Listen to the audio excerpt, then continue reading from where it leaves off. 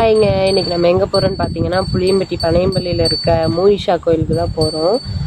நானே இன்றைக்கி தான் ஃபஸ்ட் டைம் போகிறேன். போயிட்டு vlog எடுத்து போடுறேன். எப்பவும் போல் வீட்டிலேருந்து கிளம்பியாச்சுங்க.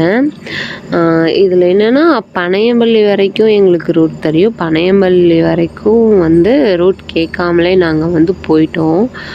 பனையம்பள்ளி போனதுக்கப்புறம் ஒவ்வொரு முக்குக்கும் நாங்கள் ரூட் கேட்டு தான் நாங்கள் போனோம்.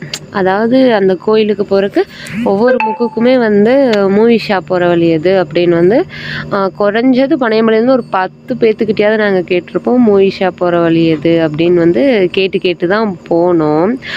இதில் என்ன பியூட்டி அப்படின்னா யாருமே இந்நேரத்துக்கு இருக்காது, கோவில் இருக்காதுங்கிறத சொல்லவே இல்லை. கோவிலுக்கு ஒரு 10 வீட்டுக்கு முன்னாடி கூட கேட்டோம், இந்த இடத்துல எங்கே ரூட் இருக்குது அப்படின்னு.